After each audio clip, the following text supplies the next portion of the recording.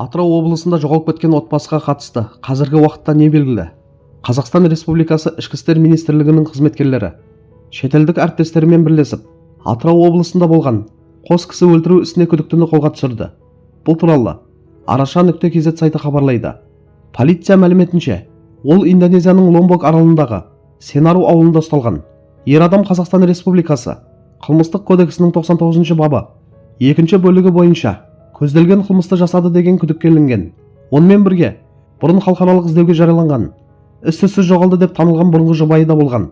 Тергеу нұсқасына сәйкес 2025 жылдың қараша айында ер адам пайда күнемдік ниетпен және ұзаққа созылған тұрмыстық жанжалдар аясында екі адамды өлтіруді алдын ала жоспарлаған.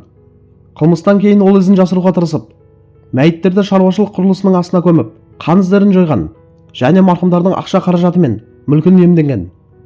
Қазіргі уақытта ұсталғандарды Қазақстанға депортациялау мәселесі қарастырылып жатыр. Тергеу амалдары жалғасуда. Қадірлі көрермендер, бұл жаңалықты оқығанда адамның іші түршігеді екен. Әсіресе қылмыс алдын ала жоспарланған болуы мүмкін деген нұсқа өте ауыр тиеді.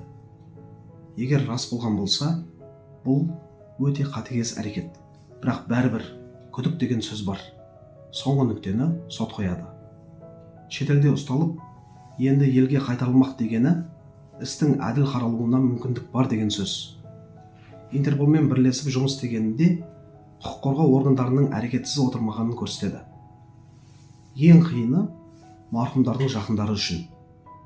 Олар үшін бұл жай ғана жаңалық емес, өмір бойы жазылмайтын жара. Қазір қоғамға сабыр керек. Біреуді алдын ала қаралап, үкім шығару дұрыс емес. Тергеу толық аяқталып, ақ қарасы анықталса екен деймін.